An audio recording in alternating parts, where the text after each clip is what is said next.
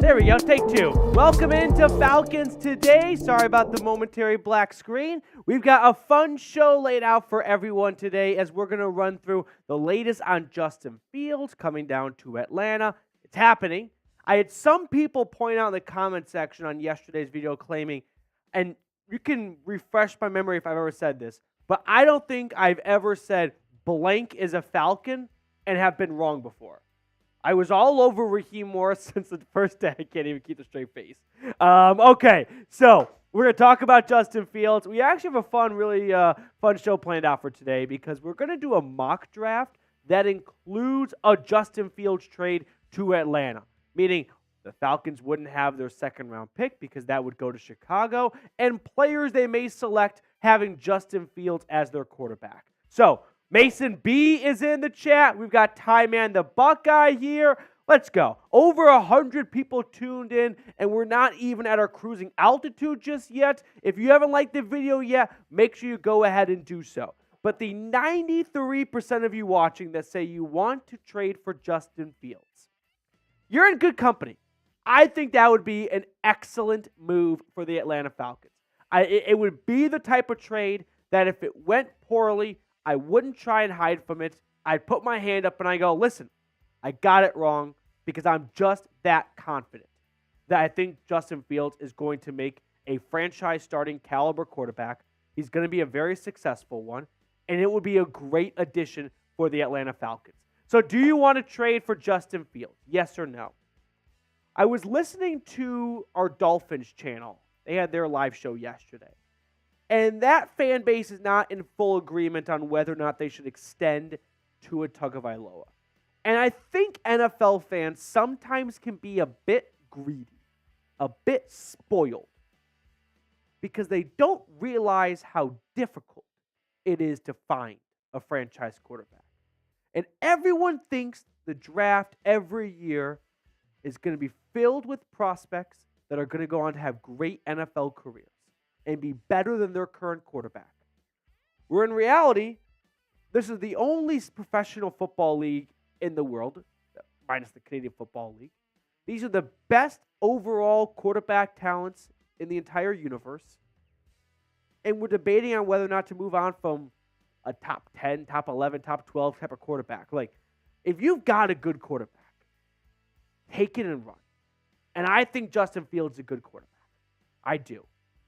There's no guarantee you're going to find a better one in the draft. I would go with Justin Fields. Type Y for yes, type N for no. Let me know in the comment section here.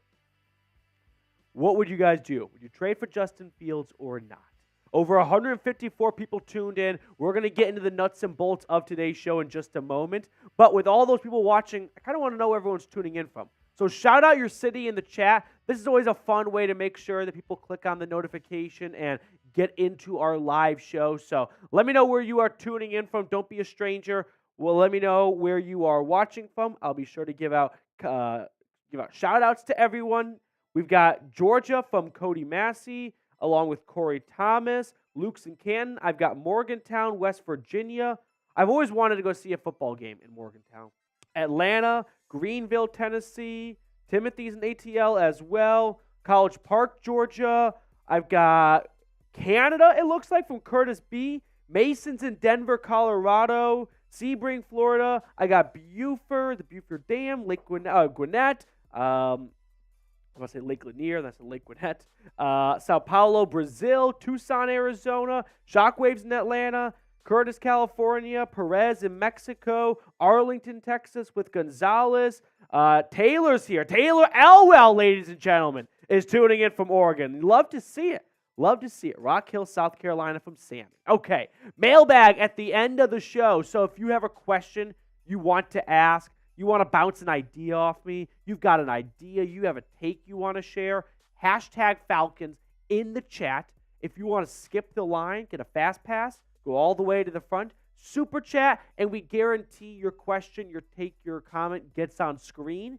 And if you send in a $10 super chat, not only will you get on screen, but you'll be entered into a raffle to win this autographed Michael Vick jersey. So $10 super chat, and we'll get you entered in that.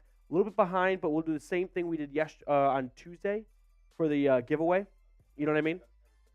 Every $10, and then I'll slack you the list of names that I already have. That sound good? Okay. I was not a very good Boy Scout today because I forgot about the previous entries, but we're going to get that squared away. Don't worry. All right. Great radio by me right now. $10 super chat, though. Okay, coming up on today's show, the latest news and rumors, a Justin Fields mock draft, meaning if the Falcons trade for Justin Fields, which I believe they will, what could a mock draft look like once you have Justin Fields? Because you're not going to try and go and get Jaden Daniels, right? You're not going to have a second-round pick anymore. So how does that alter your draft strategy? We'll dive into that. And then that mailbag that we were just talking about. So we've got a fun show laid out for everyone today on a Thursday. I'm off tomorrow. So this is my Friday. It's my Friday. That's a blast from the past of working every Sunday during the season. This is my Friday. I like it. Okay. I'm just going to slack you a few more names that sent in $10 super chats.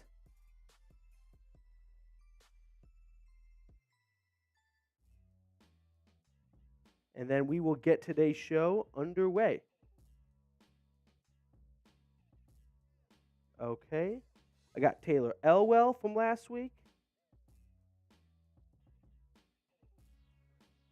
Who else? I got Proctor Gamble. No, those are two separate ones. Okay. There we go. And we just got our first $10 super chat of today. Let's go. All right. All right, sorry about the lack of attention on my end. I didn't want to forget anyone's previous $10 super chat for the Michael Vick jersey. All right, let me get my head back on my shoulders here. Ethan Greer with a $20 super chat. Let's go, Ethan. Have you seen Chop Robinson get off? This sounds a little sexual, but if we're talking about get off of a three-point stance, I have seen Chop Robinson's combine results, I think we'll put it so far. Not blown away. Not blown away in terms of like the way he measured in and whatnot. I'm just not a big Chop Robinson guy. Last year, I kind of got burned on Tyree Wilson. And I think Tyree Wilson was, I don't remember his Texas Tech stats off the top of my head, but he was more productive than Chop Robinson was at Penn State. If we're picking top 10, I'm not picking traits. I'm picking production. Like, I'm looking for a guy that's done it.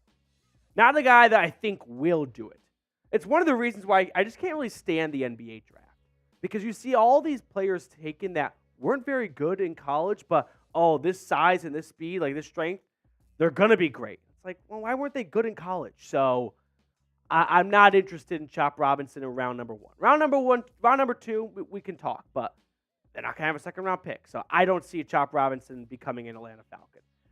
Ethan, I hope that answers your question, though. I appreciate the super chat, and put Ethan Greer down for 2 entries, Mr. Cullen, for the autographed Michael Vick jersey, as Marlon just sends in a $20 super chat. After Marlon's super chat, we're getting into the live show, though. We have a lot of ground to cover. Marlon Kusi, Adam for 2 more. Mr. Brown, what's up, family? JF1, let's get him.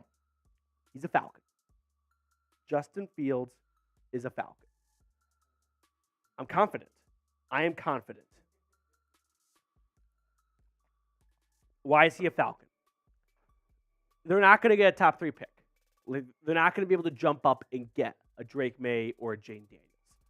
The big word coming out of the combine is everyone expects the quarterbacks to go 1, 2, 3. The only thing that's slightly open for debate is which teams are picking 1, 2, 3. The Bears want to go Caleb Williams. The Commanders want to go quarterback. We just don't know if it's going to be Jaden Daniels or Drake May just yet. And the Patriots, they had a report come out today, which we're going to look at in a little bit, that say they want to go quarterback. So if you're Raheem Morris, just take your sights off of getting one of those top 3 quarterbacks. What's the next best option? Justin Fields, J.J. McCarthy, Russell Wilson, Kirk Cousins. Of all those options, Justin Fields is my favorite. Tony Williams with a $2 super chat. Marlon, thank you so much for the super chat, though. Really appreciate you supporting the channel, man. Hope you're having a good one. Tony Williams, would you trade for Fields for 2 second and swap first? Okay. So Tony maximizing his character count with the $2 super chat. I respect it. Would I trade for Justin Fields for 2 second-rounders, so this year and next year's, because as of this moment, Atlanta only has 1 second-rounder. If the Jags extend Calvin Ridley before March 13th, they will get a second-rounder, but a 2024 and a 2025 second-round draft pick, and swap first-rounders, meaning Atlanta goes from 8 to 9 and Chicago goes from 9 to 8. I don't know if you have to swap first-rounders. Maybe that would be the sweetener that the Bears are looking for. I'm kind of curious, but I wonder if the Bears would rather have a second and a swap, or a second and a fourth, or a second and a future third. Like, would they rather move up one spot in the first round or pick up an entire day 3 draft pick altogether? I'm leaning they'd rather have a day 3 draft pick. So would I do that? I think it's a little bit too rich, Tony. I don't think you have to give 2 seconds and move back from 8 to 9. I think it could cost you a second and a conditional 4th-round pick that could become a third if Atlanta extends Justin Fields. That's my trade projection for what it would cost to get him. Tony, appreciate the super chat, though. Thank you so much, man. All right, coming up on today's show, latest news and rumors, a Justin Fields mock draft like I mentioned, and then that mailbag I teased a few minutes ago. We have 222 people hanging out with us already, just 44 likes. Can we get 6 more likes? Get us to 50 likes. That's a nice starting point for the first segment of our 3-segment show today.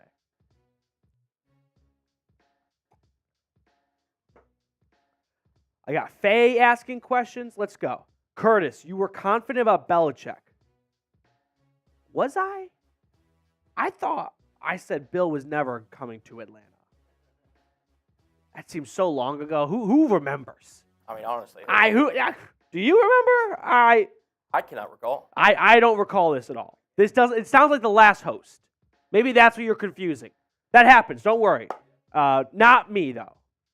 I wouldn't have gotten that wrong. I'm just kidding. To be fair, we all got it wrong. Like, I was not the only one that thought Bill Belichick was coming down to Atlanta. Okay.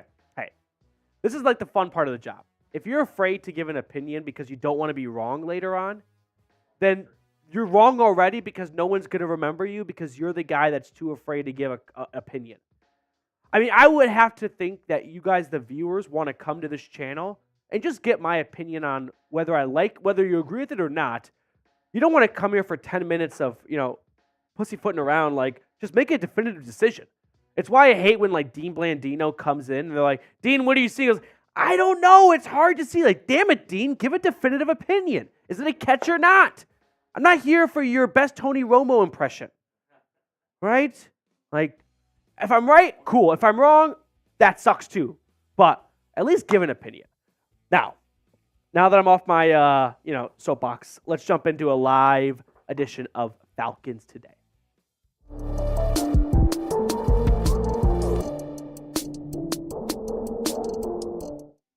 Coming up on today's show, we're going to talk about the latest regarding Justin Fields and the Falcons potentially wanting to trade up for a quarterback, just kind of round up everything that's going on at the Combine. We're going to look at Mel Kiper's first-round mock draft, and then we're going to react to the NFLPA survey that came out yesterday and run through some of the grades and notes that were left for Arthur Blank and the Falcons. But really quickly, we did this in January, and it kicked ass. And we're kicking ass again in February. I was looking at the live subscriber numbers between Falcons Today and Saints Now here at Chat Sports. Once again, we are doubling up Saints Now. We are skull-fucking them, and let's not stop. If you want to go into 2024 1-0 against the Aints, hit the sub button down below. Now let's talk about the latest from the Combine, where there is a rumor out there, and I've got good reason to believe it, that the Chicago Bears, the Washington Commanders, and the New England Patriots who all pick 1, 2, and 3 want to stay at 1, 2, and 3. So for anyone thinking about jumping up to the top 3 to get a quarterback, I wouldn't bank on it. Jeff Howe from The Athletic wrote this: the Patriots really want to draft a quarterback with the number 3 pick. The front office wrapped up its pre-free agency meetings a week ago and seems to be on the same page that the best way to jumpstart this rebuild and yield long-term success is to find a young quarterback in the NFL draft to build around. What have I been saying for months? It'd be cool if the Falcons could let a Jaden Daniels or Drake May fall to them at 8.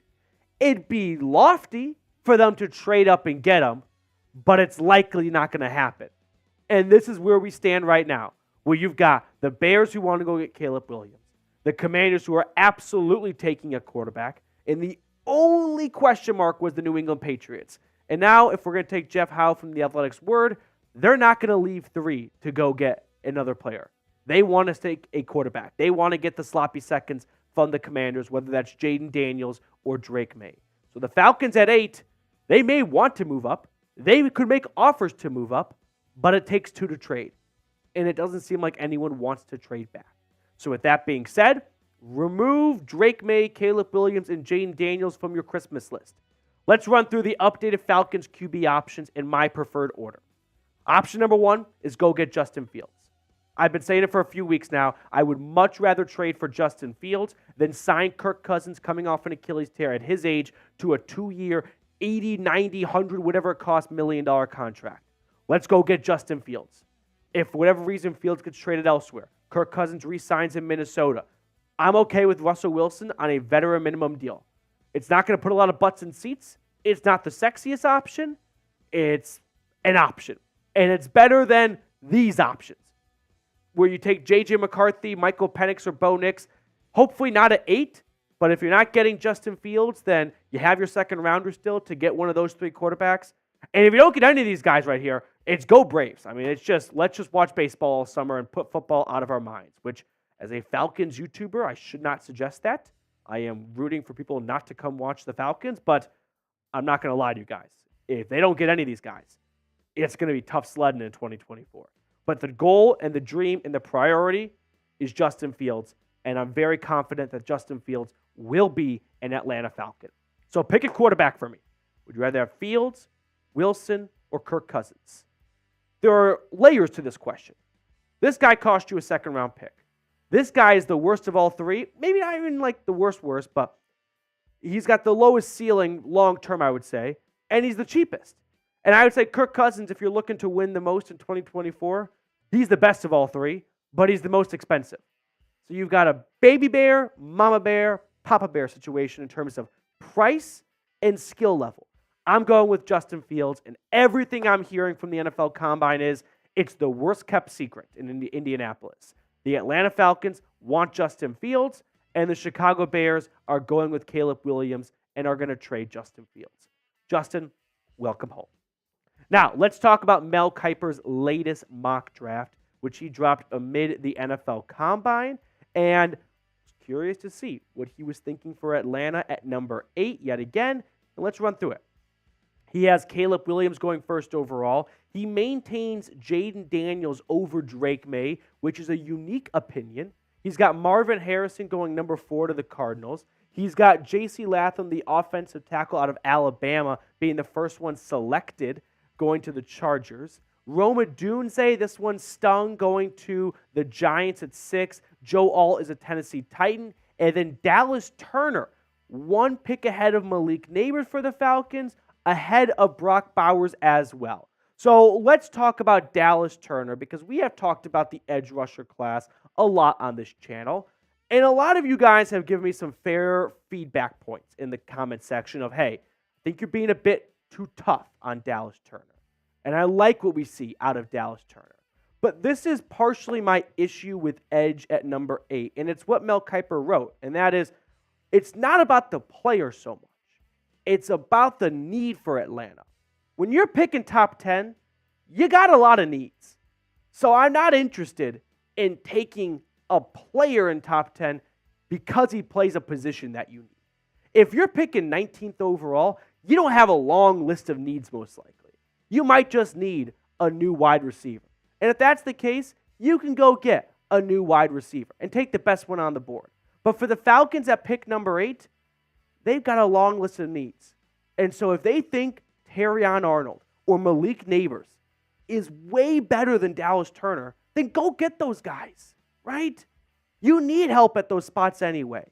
Go get the best player.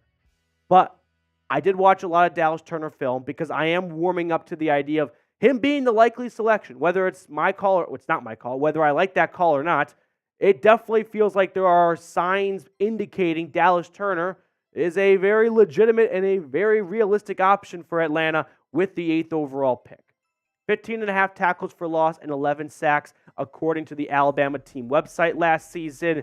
The guy is violent. He is explosive with his hands. He is quick with his first step. There's a lot to like about Dallas Turner, and I'll expand on that in just a moment. But first, a quick shout out for our sponsor today, which is Prize Picks. Thanks to Prize Picks, you guys can get started with the #1 largest daily fantasy sports service in North America. The easiest and most exciting way to play DFS, where all you do is pick more than or less than on 2 to 6 player stat projections and watch the winnings roll in. Prize Picks even offers insurance on injuries so that your entries stay in play even if one of your players gets injured. So take basketball games, right? If you have a guy who goes down in the first half and doesn't return in the second, that player projection won't count against you and the rest of your entries stay alive. Now, for the 40-yard dash times during the NFL Combine, these were my selections. I took the less on Troy Franklin at 4.36, thinking he's going to run a bit faster than that. I like the less on Mitchell out of Texas, but I like the more on his teammate for his 40-yard dash. So if you like these selections, you like any other selections of your own, go to prizepicks.com/CLNS and use code CLNS for a first deposit match up to $100. Download the app today and use code CLNS for a first deposit match up to $100. Because I love you guys, I put all that information in the comments and description of today's video. Now, like I was just saying a moment ago, signs are pointing to Atlanta going edge at number 8. It's early in the process. The NFL Combine, we got a long way to go, almost 2 months, a little under 2 months now until the NFL Draft. But when you look at some of the Combine meetings they have had so far, are you noticing a bit of a trend? They've met with a lot of edge rushers, and they've met with some DBs as well, and I don't think that because they meet with one guy means they're going to take him. They could come out of that meeting not liking that player, right? It's like speed dating. Just because you go on a date with someone doesn't mean you're going to be dating them long term. But there is definitely a pattern here as to what position the Falcons are looking at. And I think this is with having Justin Fields in mind to try and help the other side of the football after using a second-round pick for the offense, since that's what they would be giving up to go get Justin Fields. Now, who would you rather have with the 8th overall pick, though? Dallas Turner, Malik Neighbors, or Brock Bowers? These two guys went right after Dallas Turner in Mel Kiper's most recent mock draft. I'm a big Malik Neighbors guy. I think Malik Neighbors is going to make as a better NFL player than Dallas Turner will. That's why I'm leaning towards Malik Neighbors. Do you need a wide receiver as bad as an edge rusher? No. But when you're picking 8th overall, once again, you have more than just one need. There are a lot of things that need to get fixed and corrected, and you can't do it all with one pick. So I'd rather go get the best player available. And in my eyes, I think Malik Neighbors is going to be an incredible wide receiver in this league. Now, to wrap up the show, I want to run through the NFLPA's report cards for the Atlanta Falcons. And I want to share with you some of the, it's not quite horror stories. That more belongs to the Washington Commanders report cards. But there are things that Arthur Blank needs to improve on. So let's run through it. Starting with the treatment of families. This I found very interesting because I think a lot of this kind of falls under the radar, but a lot of players are very upset across the league of some teams not providing free daycare. For the Falcons, one thing they noted was they offer daycare on site at games, which is nice, but several players would like to be able to get their family members field passes before the game. As for food and cafeteria, they gave it a C. Good nutritionist and dietitian. That's a bit of a red flag. I want my fatties to be fat, not to be skinny. Locker room, they gave an F. Now, the Falcons are getting a brand new locker room, so this is not surprising that they gave it such a bad grade. It's old, it's dated, but Arthur Blank recognized that, and they should have a brand new locker room for 2024. Players said the toilets are needed, and ventilation in the bathroom itself is poor. So just imagine those stink bombs being dropped. Training room got a B-. Players said they have a lot of respect for the staff, but they feel they are short on physical therapists. They need more personnel to help injured players get healthy. That's a bit concerning. Training staff got an A-. Weight room got an F. Let's see what they said about the weight room. They really went in on the weight room here. The Falcons are the only team in the NFL where the majority of players say they would get better strength coaching care off-site from the team. Now, that kind of coincides with the strength coaches, which got an F-. And here's the good news. That guy has been fired, part of the Arthur Smith crew. So the strength coach is getting an F-, and the strength coach in the weight room will hopefully improve. A majority of Falcons believe their facility is no better than off-site locations where they could train. Only 5 other teams in the league have similarly poor impressions on their own weight room. The players have a long list of equipment that they feel any weight room should have that this weight room does not. So clearly a lot of reflection going on when it comes to the Falcons weight room, and hopefully that improves. Team travel got a C. No players are required to have roommates before the games. Some teams make you have roommates. I don't think that's necessarily a bad thing, but whatever. Head coach got a C+. This was related to Arthur Smith, so we can kind of gloss over that. And then Arthur Blank got an A-. Falcons players graded him 9.1 out of 10 when considering his willingness to invest in the facilities. And the Falcons getting a brand new locker room for 2024 definitely shows a willingness to invest. So that's the NFLPA report card for the Atlanta Falcons. Some things to work on, but this is more for Arthur Blank and his team to work on, not so much us. All right, that will do it for us on this edition of Falcons Today. Thanks so much for tuning in. I hope you enjoyed this episode. And if you haven't subscribed yet, make sure you do so. We got some super chats to catch up on. Let's go.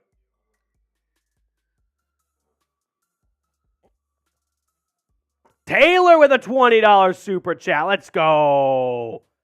Up to 95 USD, baby. That's what I'm talking about. All right. Let's start with DJD757. What's the difference between Fields and Ritter? All right. Let's actually talk about this from an X's and O's standpoint. Justin Fields has much better downfield accuracy. Desmond Ritter had a very strong arm. That's why he got as far as he did. Justin Fields, while he definitely held on to the ball for too long, Desmond Ritter made some awful decisions, especially as he made his way outside of the pocket. Justin Fields has a much better ability to extend plays and a much better rusher. And just in terms of passing abilities, Fields' velocity is better than Desmond Ritter. Downfield accuracy, like I mentioned earlier, is better than Desmond Ritter. Desmond Ritter is the inferior quarterback compared to Justin Fields on every single level possible. Rusty Moore, $10 super chat. One more for Michael Vick. I have a signed Michael Vick jersey at the house, but the signature was never verified. So put me down for one entry. LOL. Heard a rumor about Falcons being linked to Kirk. Please, God, no. JF1 me, please. Kirk Cousins is interesting. I think the Falcons are going to do their homework on Kirk Cousins, but they have to wait and see whether or not the Minnesota Vikings are going to bring him back. And I think that the Justin Fields trade will get done before the Kirk Cousins decision with the Vikings is made. So there may be a bit of a pressure to get a move on. If you want Justin Fields, you can't wait and see if you can get Kirk Cousins first. But I don't think we're going to see Kirk Cousins become a Falcon. I think he's going to stay in Minnesota. I've said that all along, and I maintain that belief. Rusty, thank you so much for the super chat. Ethan Greer with a $20 super chat again. Let's go, Ethan. JF1 for a conditional second next year. If he plays 70% of snaps and is extended, it's a first next year. I'd rather just give up the 43rd overall pick this year. Right? I'd rather have Justin Fields this year, and then if it goes very well, you go into 2025 having your picks to work with to build around Fields. And if it doesn't go well with Fields this year, you've got all your picks for next year to try and find another quarterback.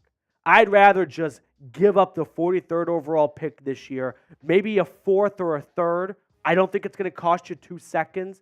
I don't think you have to give up a conditional second that could become a first. And I'd rather give up draft compensation this year than next year. Because ultimately, Raheem Morris, I don't want to say he's not going to get fired for 1 year because that has happened. Like, go look at Nate Hackett and Urban Meyer. But I don't see the wheels falling off that quickly for Raheem Morris where it's a make or break for 2024. I'd rather hold on to 2025 draft picks where if things go well with Fields, awesome. You got all your draft picks to use to build around them. If they don't, I don't think that's the case, but it's a very real possibility. You've got draft picks to go find a new quarterback. Ethan, thank you so much for the $20 super chat. That's 2 more entries for Mr. Greer. Epic. Get prize picks today. Also get Justin. There's been a lot of trolls following my prize picks read on Falcons Today. I don't think my prize picks reads are all that special, but maybe they are. Epic, let's go get Justin Fields. If trading for Justin Fields was on prize picks, I would take the more. How about that?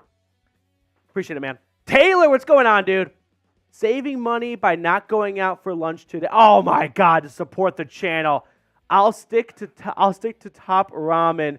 Would you grab MVS or Xavier Howard? First off, Taylor, you are a stronger man than I am.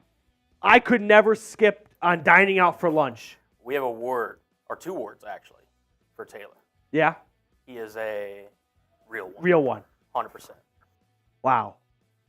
Dining out. I've actually done better, though, since my New Year's resolution was to cook in more. I made tacos last night. They were very good. Thank you for asking. I went to Whole Foods on my walk home. I'm walking to work, trying to get healthier. Picked up some guac and pico. Kind of sprinkled that on, a little cheese, a little ground beef. They were delicious tacos. And then before that, made a nice pasta dish the other day. But Taylor, to answer your question, no on MVS. I think he sucks.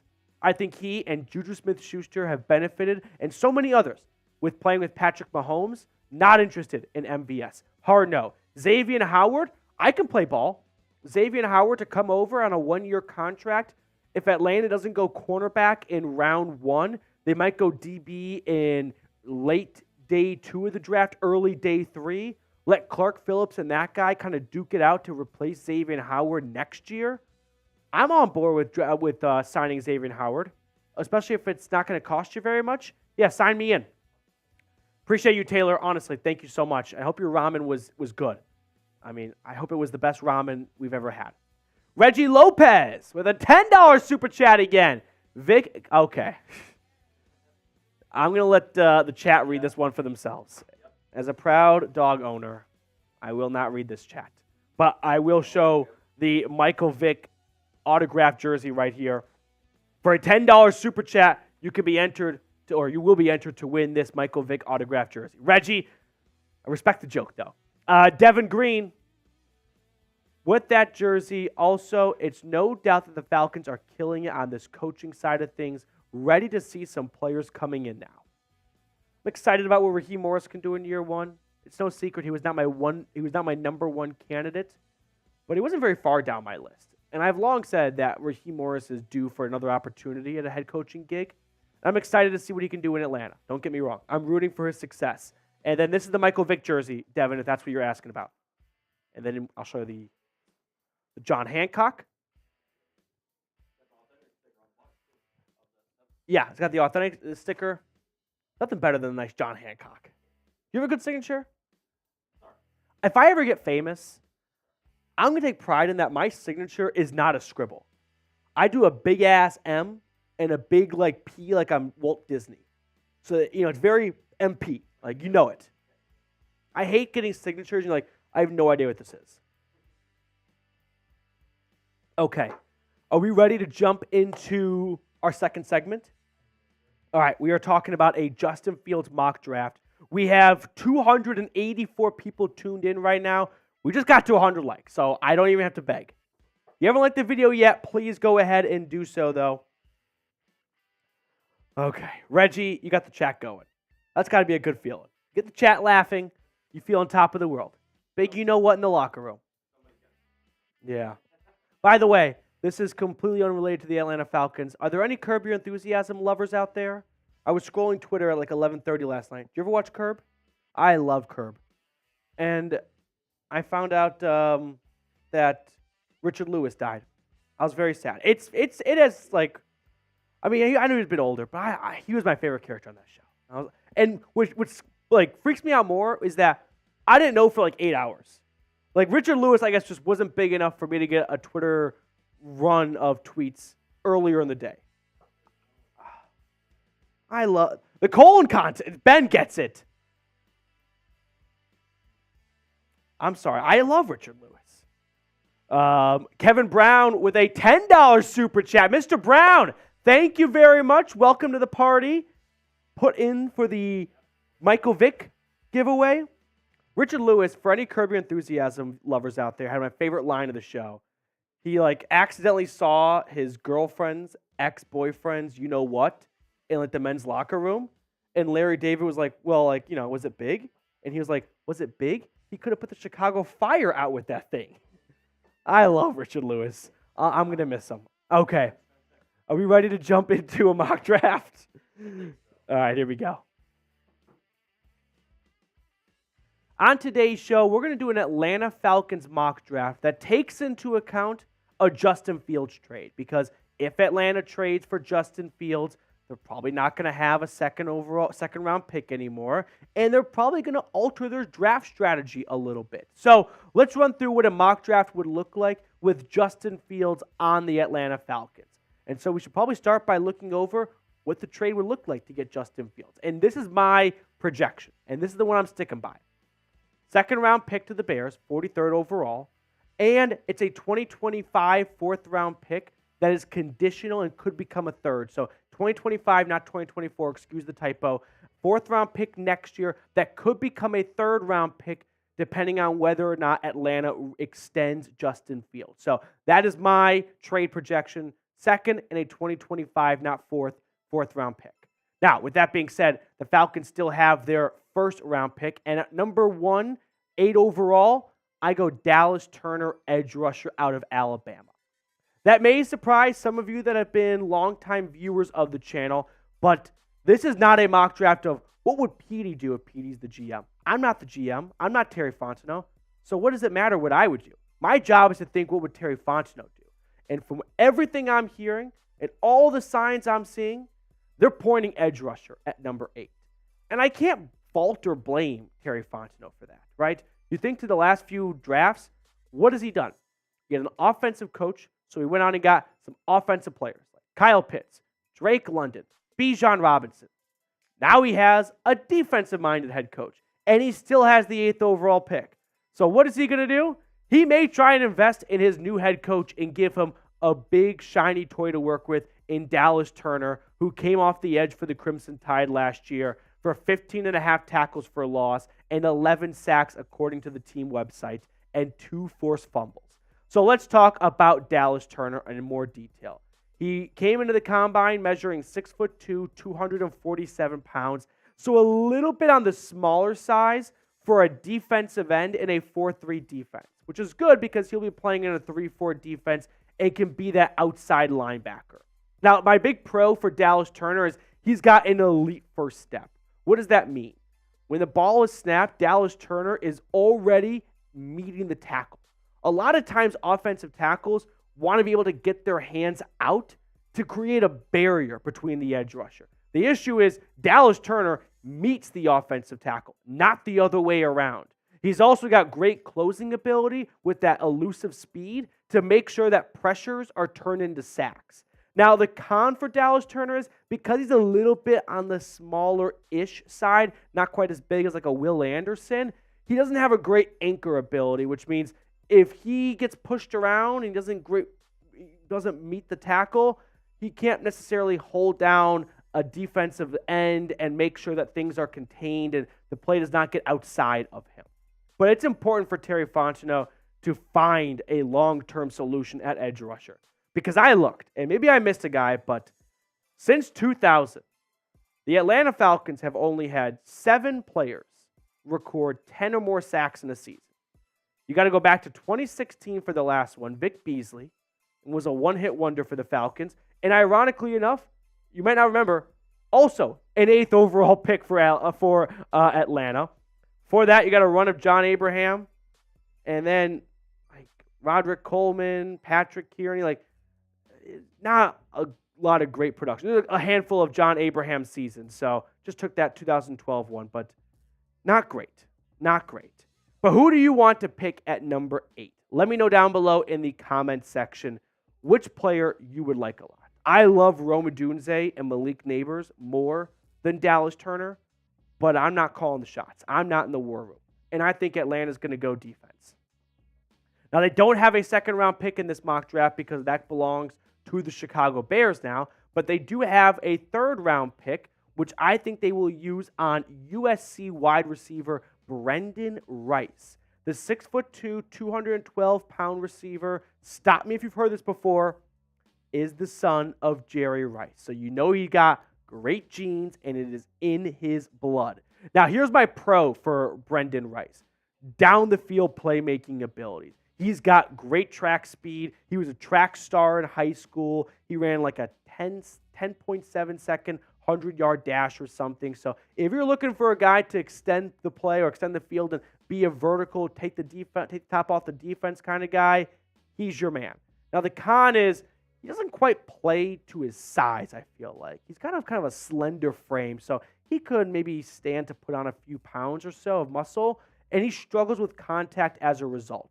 But he knows one thing and one thing only, and that's scoring touchdowns.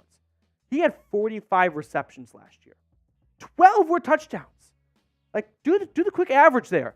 That's like 1 in every 4 passes. 5, yeah, 12 times 5, like not even. 12 times 4 passes are being caught for touchdowns. 17.6 average. That was horrible math by me on the spot here, but you guys can do it on your calculator. He knows a thing or two about finding the end zone. And Atlanta needs wide receivers. They could have gone with one in the first round, but I think that we'll see an investment for Raheem Morris's defense in that spot. So instead, they know it's a very deep wide receiver class, and they go get one in round number 3 to replace Mac Hollins, Van Jefferson, Scotty Miller, Kadarius Hodge. All of them are free agents. Let's move on to the next third-round selection. This one comes from the Jacksonville Jaguars. If they extend Calvin Ridley before March 13th, it improves to a second rounder. But for now, it's a third. And I've got them going cornerback out of Missouri, Chris Abrams-Drain. 5'11", 178 pounds. He was a 3-year starter for Mizzou, actually came in as a 4-star recruit at wide receiver, made the transition after just 1 season in Columbia, and he really thrived for them in their secondary. He is long in terms of arm length and whatnot, doesn't have tremendous height necessarily, but he's got long speed I'm looking for and quick feet and the ability to change direction quickly. And that's what you look for in cornerbacks, right? Fluid hips so that if they lose early on in the wide receiver's route, they have the ability to recover. Now, the con is he's not great at tackling, and he gives up way too many big plays down the field. But if you're looking for a guy that you want to coach up, and man, you got to wonder, Jimmy Lake, your defensive coordinator who is specializing in defensive backs, that's what he majored in. This could be a good project for him to reduce the big plays and just focus on the pros he has right now. Drain last season for the Tigers, 16 pass breakups, 4 interceptions. He's got the ball skills. We saw that with being a 4-star wide receiver recruit coming into Mizzou. And he just needs to work on not giving up the big plays so often. And that seems like a fun project for Jimmy Lake. And also take into account Atlanta's need at corner. I wouldn't be opposed to them going cornerback in round number 1. I would love a duo of A.J. Terrell and Terrion Arnold. But if they decide to go Dallas Turner in that spot, and then they want to get a wide receiver, they may look to replace Jeff Okudah in round number 3. Let's move on to the 4th round where I go defensive tackle now, Michael Hall Jr. I could be convinced into flip-flopping corner and DT in round 3 versus round 4, but I didn't want to wait too long on a corner, and I decided let's pause on investing in the trenches until day 3 of the draft, where I get the Buckeye DT, who is 6'2", 280 pounds. That's a big reason why he's available in day 3 of the draft. Another reason why he suffered a lot of injuries during his time at Columbus. Started 11 games for Ohio State, so had some issues with staying on the field, but he's got a high pass rush upside. He's got a great motor. He's got a great first step. He is elusive. He is quick, but he's a little on the smaller side. Like 280 pounds, offensive linemen are going to push you around in the NFL at that weight. So this is a pick for the long haul, right? This is a pick where over the first 2 years, you hope he can put on 10 to 15 pounds of muscle, work his way closer to 300 pounds, stay on the field. And that's why I'm waiting on a defensive tackle pick, because Atlanta can afford to do that, right? You look at what Michael Hall was able to do for the Buckeyes last season. The numbers don't jump out to you, but keep in mind he did struggle with starting an entire season for OSU. However, Atlanta doesn't have a dire need at defensive tackle. Like David Onyemata and Grady Jarrett, 2 guys under contract for this year and next year. So this is a pick for replenishing the depth, where you've got some free agents like Contavious Street, Huggins, Graziano, like all those guys are free agents. So if you want to get some new backups, this could be a good spot to do it.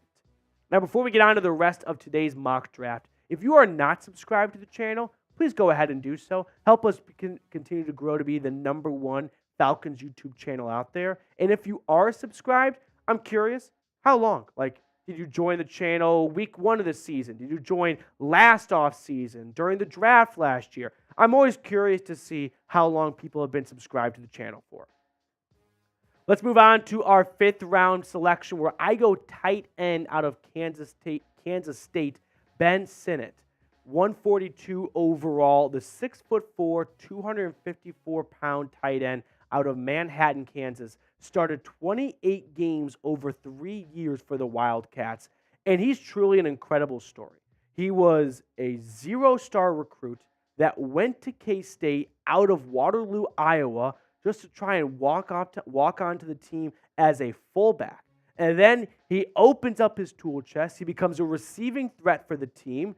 And now he's going to the draft a year early in his collegiate career, because he became one of the best tight ends in college football, a semifinalist for the John Mackey Award, which is the best tight end in all of college football. Now, the con I've got for him is he doesn't have an elite trait, right?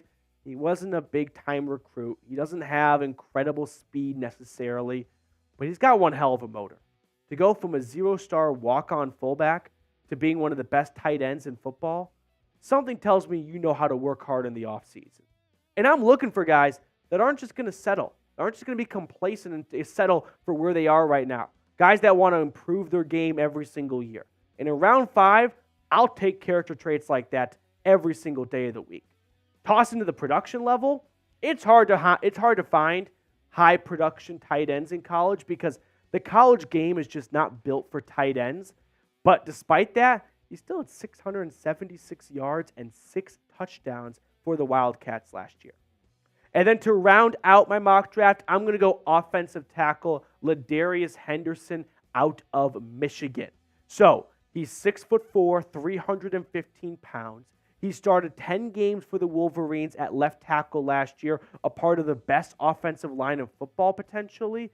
And he was at Arizona State previously for 4 seasons, where he played a little bit of left tackle and left guard. So if you're looking for a guy that can offer you some flexibility and can be a bit of a Swiss Army knife for you on the offensive line, he's your man. And that's exactly what I'm looking for in round 6, right? Because when you look at Atlanta's offensive line, I'm not drafting a new starter. No, I'm trying to find a new swing tackle. I'm trying to find just the next best pure offensive lineman that if one of those 5 guys were to go down, I could feel comfortable with a player coming in and playing guard or playing tackle. And he's got experience at both positions in college, which I like a ton. So for me, I'm looking for the next swing tackle. Maybe they bring back Storm Norton on a cheap 1-year contract, but for now, Atlanta doesn't have a clear-cut 6-man on the offensive line to step in And we saw Jake Matthews and Caleb McGarry and Chris Lindstrom all deal with injuries last year. So I think it's always wise to invest in the trenches. So to round out my mock draft, let's look at the selections I made. I went Dallas Turner at number 8. I go Brendan Rice in round 3. I go cornerback with Chris Abrams-Drain in round 3 along with it. Then I go defensive tackle in round 4. Add a tight end since you just moved on from Jonnu Smith. You really only have Kyle Pitts in this tight end room. You kind of need to replenish that area. And then I'm looking for a new swing tackle, new 6-man on the offensive line, and I think Ladarius Henderson would be an excellent candidate for that. So grade my mock draft for me. A, B, C, D, or F. Let me know in the comment section below what grade you would give this mock draft. Give me your worst. All right, that will do it for us on this edition of Falcons Today. Thanks so much for watching all the way to the end. We will sign off and catch up later. What grades? We got some soupies to catch up on. Let's see. Ty Man gives me an A. Ty Man, I heard the news from Patrick. Very, very happy for you. I'm going to pass along the address that you last gave me the last time you won a giveaway item, and hopefully that address has not changed. What grades? Archangel, B-. That one, Falcons fan, B+. Epic gives me an A-. Speaking of Epic, he's got a $10 super chat to go along with it. I want that jersey, baby. $10 super chat.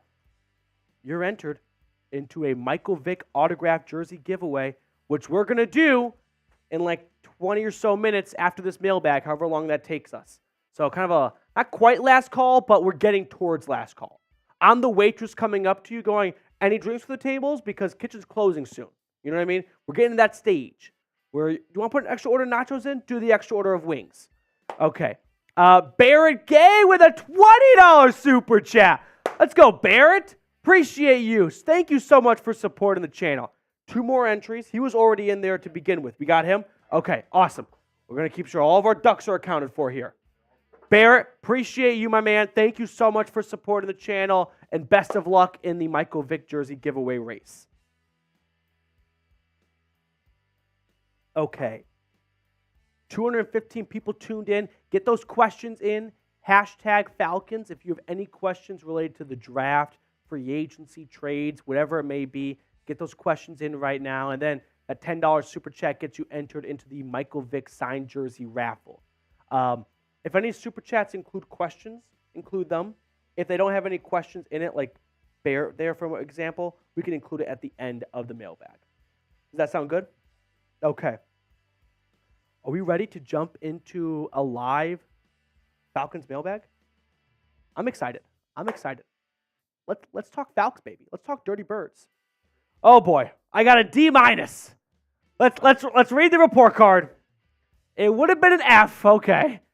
But because you were willing to drive Dallas Turner, I made it a D-. It would have been a C+ if you would have had that pass rusher from Florida State. That's Jared Verse. I like Jared Verse. I wonder if other years Jared Verse would be a first-round pick. This draft class is rich in some areas, and that's every single year. It's rich at offensive tackle, rich at wide receiver, not so rich at edge. The thing is, every single year, draft experts like the Mel Kipers of the world, you know what I mean? They got to sell the draft. That's their job, is the NFL draft. And they can't just wait to sell it till April. So I don't blame them for this, but they tend to pipe up the positions that gather the most interest. Quarterback, edge, and wide receiver. Your average fan can look at that and be compelled. It's tough to drive interest on offensive linemen, linebackers, corners, safeties. So they always tend to balloon the easy positions, the touchdowns and the sacks, to make sure people are following for longer. And I think we're seeing some guys benefit from that. Okay. Are we ready? I got about whatever, $2,000. About whatever. You said a $2,000. a $2,000 super chat in. That jersey is yours. We'll get another one just for you if we have to. Let's see if you put your money where your mouth is. Okay. Jonathan, it is not too late to participate. $10 super chat right now, Mr. Jonathan Sosa, and you will be entered into a raffle to win it. We'll get you in there, Jonathan. $10 super. Are we ready? All right, let's get into a mailbag. Mailbag time here on Falcons Today, answering questions from our live show, which airs Thursday at 5 p.m. Eastern. We got Robert ATL54. Thoughts on trading for L'Jarius Sneed? So let's give some background on L'Jarius Sneed first. The Chiefs are franchise tagging him, and they are open to trading him if they can't reach a long-term deal and a team makes him an offer that they like. So could the Atlanta Falcons be that team? I've got some concerns. And it's not about L'Jarius Sneed's play. Like, you can look at his career stats. He has been a sensational corner for them. He was like a top 5 cornerback last season in my eyes. But what are you giving them? Giving them your first-round pick? No. You could just go draft Terrion Arnold and reset and not have to pay an exorbitant amount for L'Jarius Sneed. You giving them your second-round pick? I think the Chiefs want a first. And also, what second-rounder? You're going to trade your second-rounder for Justin Fields. So I have some issues with finding a good trade compensation for L'Jarius Sneed. But if Atlanta and Kansas City were able to work something out, on the surface, I'm definitely game. I do think that if you trade for L'Jarius Sneed, well, you're definitely going to be extending him. And that might be a sign of Atlanta not having a lot of long-term faith in A.J. Terrell. And that could be a sign of them picking a new CB1. I really doubt they trade for L'Jarius Sneed, extend him, and extend A.J. Terrell, who is entering his 5th-year option. So it may be one or the other. But would you trade for L'Jarius Sneed? Yes or no? If you can find a way to have Sneed and A.J. Terrell, I'm definitely interested. You don't really see teams pay 2 corners top 10 money, and they would both want to be top 10 highest paid corners. But if they could somehow finagle a way to get them both paid, yeah, I'm game. Soundwave 356. Would you rather take Rome Odunze or Dallas Turner? I'm going to go with Rome Odunze. I think Rome Odunze is the next DeAndre Hopkins.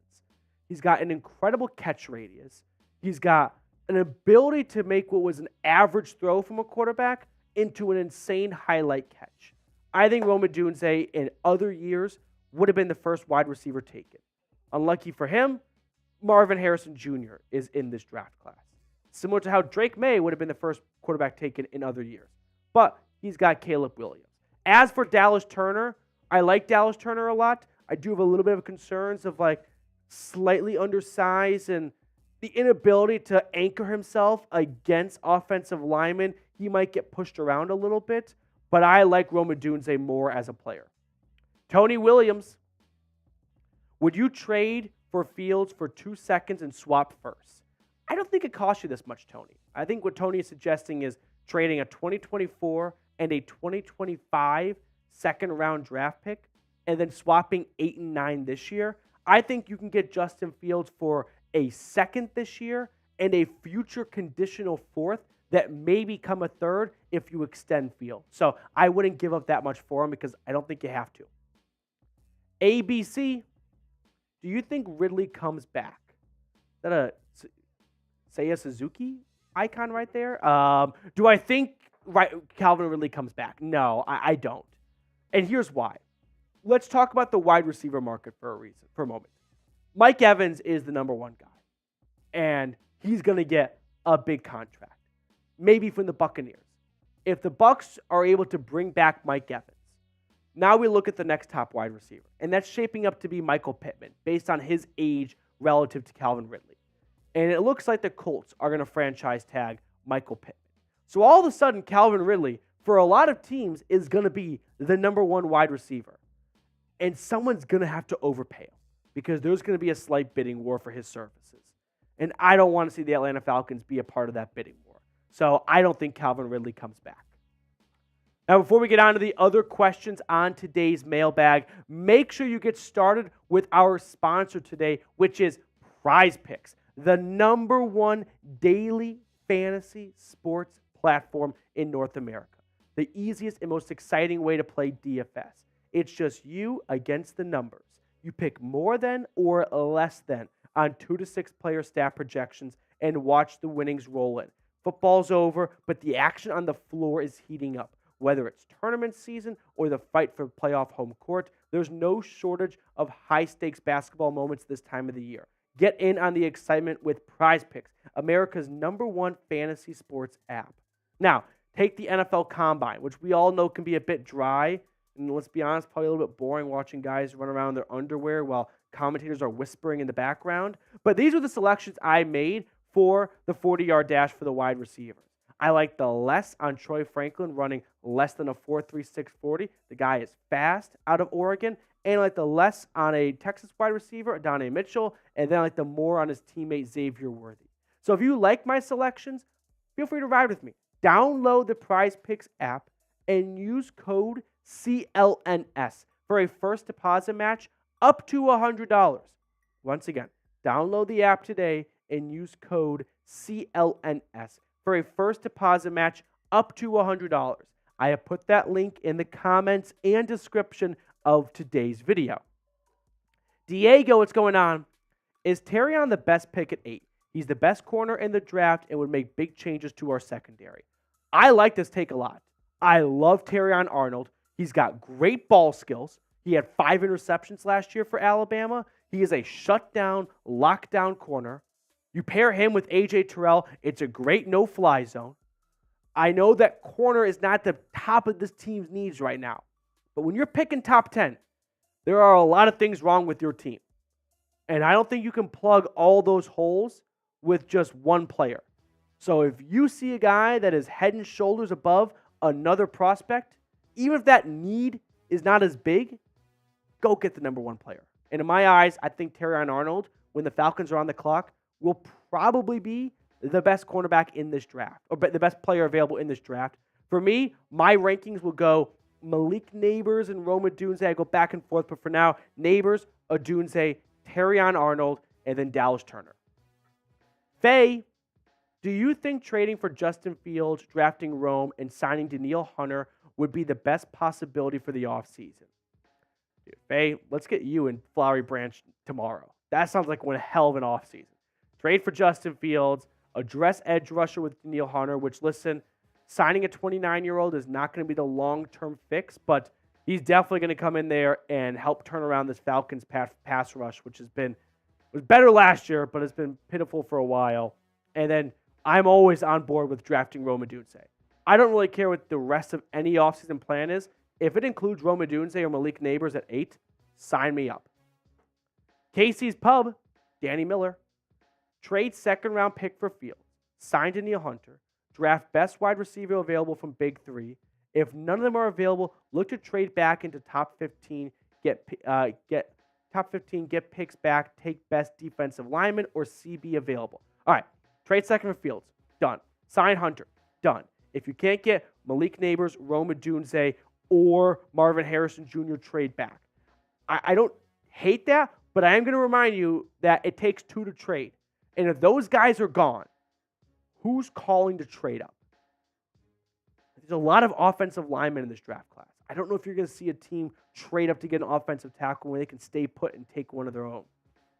Maybe if someone falls in love with J.J. McCarthy, they could jump to 8 so that a team like the Raiders, the Vikings, and the Broncos picking in the early teens can't get him. But it might be tough to find someone to trade with if those top 3 wide receivers are gone.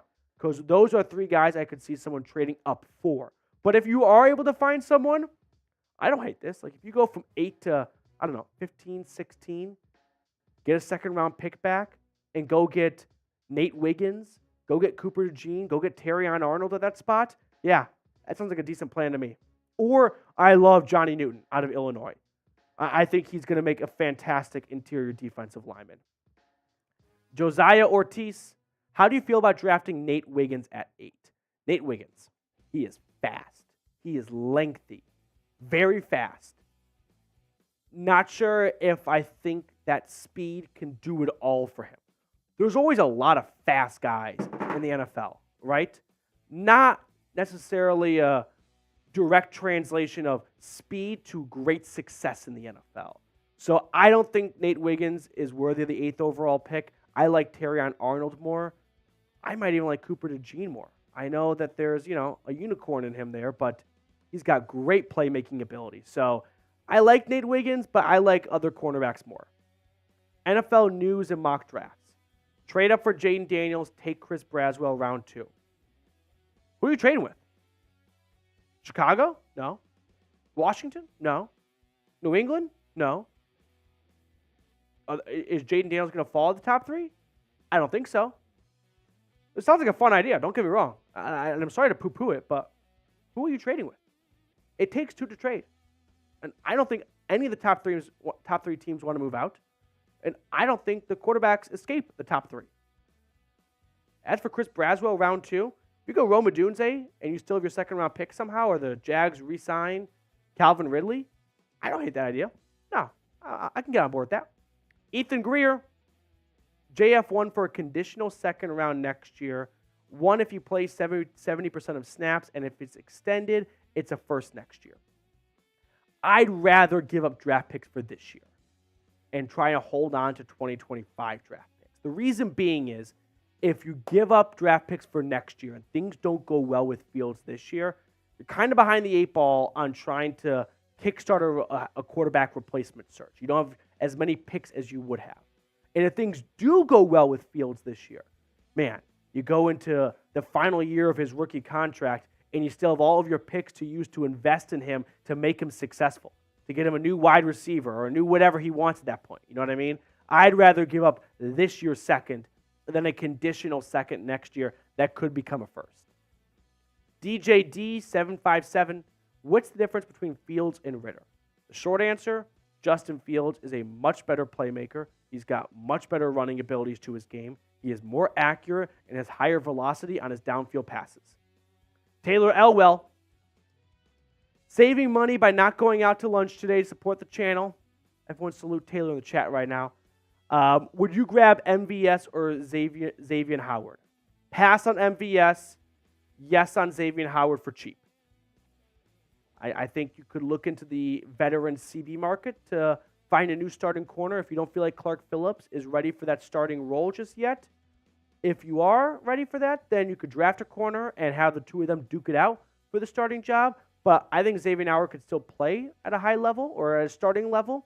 I think the Miami Dolphins moved on because of just purely the cap hit. That one Falcons fan. Here's a mock draft. Here's a mock trade assuming we don't get Fields, all right?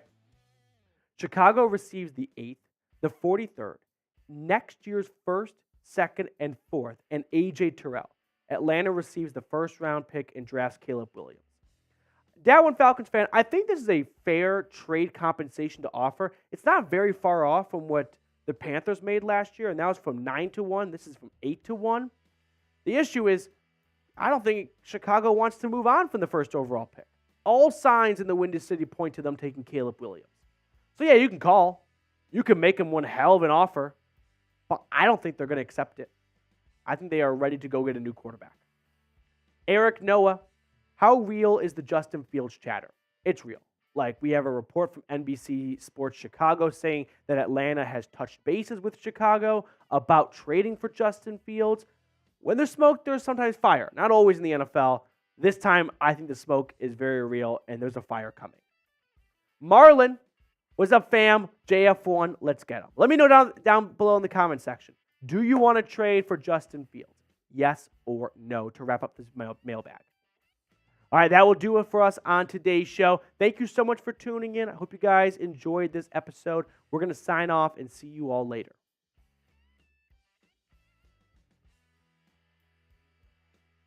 We got some supers coming. Oh, let's go.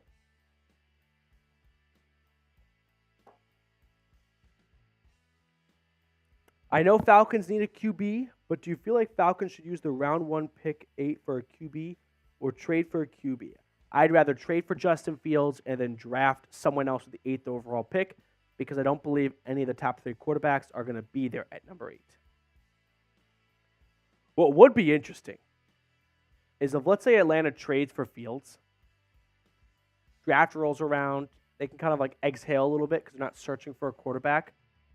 And like Jaden Daniels or Drake May starts to slip. And they're available at 8. You have 2 options in my eyes. And only 2. You either take Jaden Daniels or Drake May at number 8 and just have a fun quarterback competition. 2, you trade that 8th overall pick like it's the 1st overall pick. Because a team behind you that thought no way we could get one of those 2 quarterbacks would offer next year's 1st and a 2nd, and all of a sudden, the picks you gave up for Justin Fields, you got them back and then some. That could be fun, but that includes a very unlikely slip from May or Daniels. All right, let's catch up on the Super Chats. Epic. I want that jersey, baby. We got that one. Barrett Gay with a $20 Super Chat. Appreciate you, Barrett. Hope you're having a good one. We got Jonathan Sosa, who asked earlier if it's too late. I said no. Michael Vick, reason why I became a Falcons fan. Diehard fan from L.A. Rise up. Let's get Fields. Michael Vick from Virginia, went to Virginia Tech, went to Atlanta. Yeah, Jonathan from L.A., across the country. Jonathan, good luck in the Michael Vick jersey giveaway.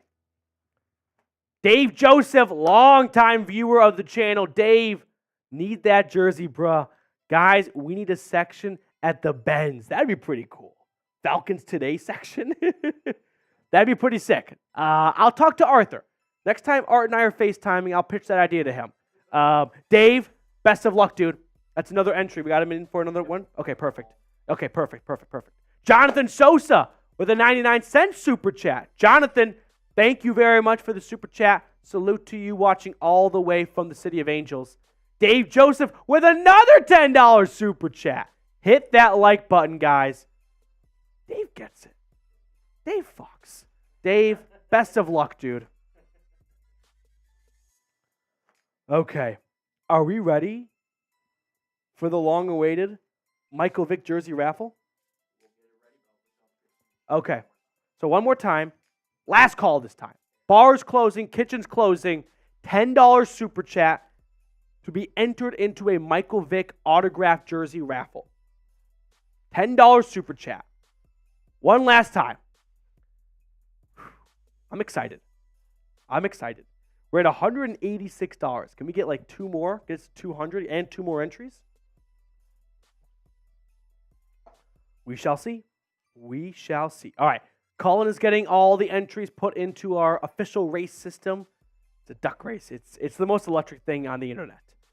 Wait till you guys see it. Tie Man can vouch. Tie Man, grade the duck race system. A, B, C, D, or F. It's an A. Let's see what's going on in the chat, though. Ivan, no cap. Where's the link to donate? There's no link. There's a $sign with a heart around it. You just click on that, select whatever amount you want. $10 for the jersey entry, but you can go more or less. Time Man gives it an A. Trade for Justin Fields and draft a wide receiver with number 8. Bijan, Justin, Drake, Kyle Pitts, Rome Odunze, Malik Neighbors. I know there's 2 sides of the football, but man, would that be fun. Man, would that be special. Rusty, Rusty says, curious to see how much a Ritter jersey would get in Supers. We're not going to get a Ritter jersey, but on our Raiders channel here, I did propose the idea once that you should get like a Derek Carr jersey, like $30 on Fanatics now, whatever, the super cheap ones. And whoever gets last in the race gets that least desirable jersey. Barrett with a $20 Super Chat. Let's go, Barrett. 2 more entries for Mr. Barrett Gay. Barrett. And then Ivan's got 1 more. All right, Ivan might be the last one. Ivan, no cap. Let's go, buddy. Appreciate you. We'll get both those Super Chats on screen. Barrett's not messing around. Barrett Gay is here to have a brand new Michael Vick jersey. Barrett, appreciate you. Best of luck, dude. And then Ivan, no cap. No cap. Let me get in last second for that jersey. Atlanta Dog 88 is here in the building. Ivan, best of luck, dude. Atlanta Dog, with a pair character looking for the jersey. All right. Kitchen's closing. Kitchen's closing. That's what my grandma says when I go to visit, or when I used to visit her. And like you go there for spring break, you like sleep in, and like you want breakfast, be up and out of bed by 9 a.m. because kitchen's closing then. All right. We got Dave saying, chill, Barrett. I need that jersey. All right, Atlanta Dog 88 with the last entry potentially. Let's see if we get another one right before the buzzer, but we are closing shop here. Oh, we got another one. 2 from Todd. Let's go, Todd. We got a fun race in store for us today. Todd with a pair character looking at himself in the mirror saying, thanks for being you, with hearts popping out of his eyes. Todd, thank you for being you. Thank you very much. Oh, okay. We're going to give it like 2 more minutes, and then we're really going to close the polls. Harley and Ethan with 2 more super chats, and now Taylor with another one. Okay. See where you left off, and then add these missing ones. Okay. Ty, man, everyone wants it. I know. Everyone wants it. Okay. Taylor's the last one. I'm going to close it there. Taylor is the last one. Actually, how about this? We're at 276. We're done when Cullen's all caught up. If you can beat Cullen as he's typing names in, that seems more fair. I like that. Falcons, please bring back Calvin Ridley. I don't think that's likely. Don't think that's very likely. So, Atlanta Dog. That's the cut line, damn it. All right, I'm excited. We got Harley, and then, don't worry, after Harley, we had Ethan Greer and Taylor Elwell. We got your super chats. Colin's just putting all the names into the race right now, so we got everyone accounted for. Todd with another one! Let's see that jersey again. Ask and you shall receive, Mr. Todd. 2 more for Todd. This is going to be an exciting race. I'm excited. That was some dodgeball. He's not going to see very well. This will be an exciting race. I'm excited. I feel like Jason Bateman. Yeah. Oh, you did, yeah. Okay. Let's run through. Are we all caught up? Oh, Russell B. One more right now. Russell B. And Jonathan Sosa again. Russell B. and Jonathan Sosa. Okay. You get Jonathan Sosa one more time, and then you're all caught up, along with Russell B. for the jersey. Close the polls, damn it. Stop the count. Stop the count. Okay. Let's go caught up. Yeah. We're just going to click through all the super chats. You ready? All right. We got Ethan's. Yep. We got Taylor's. Bingo. We got Todd. We got another one from Atlanta Dog. Just in from Atlanta Dog. Okay. Get Atlanta Dog in there one more time. I want to get this race in. Atlanta Dog 88. And then we got Russell B. We're almost caught up. Yeah. Vinegar Strokes. Russell B. got that one. And then Jonathan Sosa, our Yankees friend from LA. And then Atlanta Dog with a Shiba dog saying good luck. Okay. We're caught up. I missed the start of the show. How many entries was 40? Todd, every $10 is an entry. So that's 4 entries. Ivan No Cap with one more. ATL, ho. My girlfriend's from Atlanta. She just walks around our apartment just going, ATL, ho.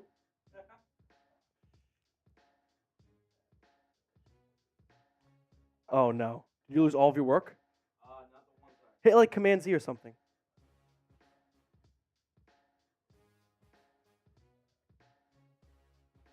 Oh, goodness. Oh, there they are. Yeah. You got, and then the last one was Atlanta. So we got to add Ivan No Cap. There we go. All right. We almost lost the whole list that we've been working for, so maybe that's a sign of no more names. Okay, are we ready? Yep. Okay, so push it on screen, and then let everyone see their own name on there. They can see it multiple times, too. That way there's no, clowning around here. Okay. Here we go. Abracadabra. So, just kind of scroll up and down. Everyone can see their names are on there. Don't give them motion sickness. All right. Going from the top. Everyone can see their names on there, so all ducks are accounted for. We got multiple names on there with multiple super chats, so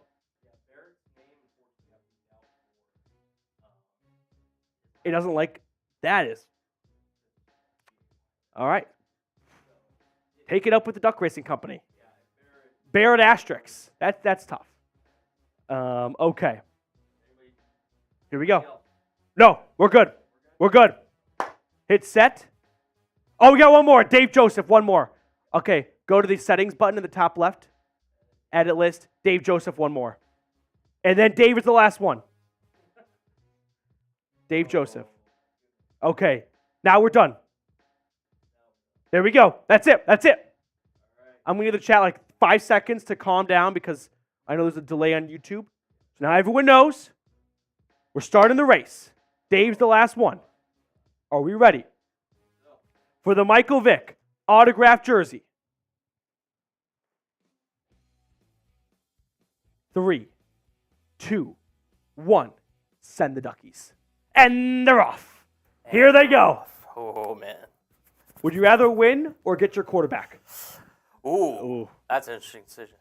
I got to get the QB, man. Right now, it's Ethan Greer with a slight lead, but you don't want to burn all of your feathers. There it is. 40 seconds. 2 furlongs to go. Who is that? Oh. Who's it going to be? Who's the guy up at the top? Approaching the halfway point. That's Atlanta Dog at the top in purple.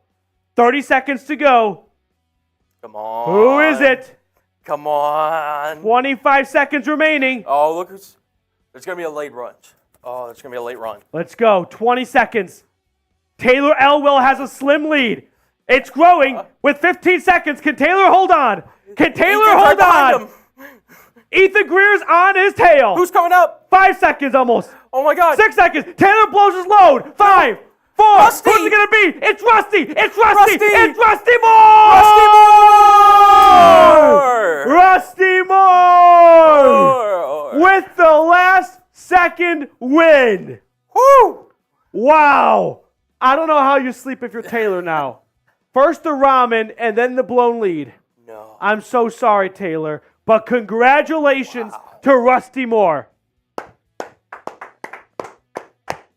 Everyone clap it up for Rusty Moore right now. Okay. Rusty, email me. My email is the simplest email. It's my first name, Matthew. I have 2 T's in it. Don't screw that up because then you get lost in the email web at chatsports.com. I'm just going to put it in the chat so you can't even miss it. Don't boo him, Matthew Etch. The good news is it's February 29th. Tomorrow's March. We're going to have a brand new thing for March. So we're doing it all over again for March.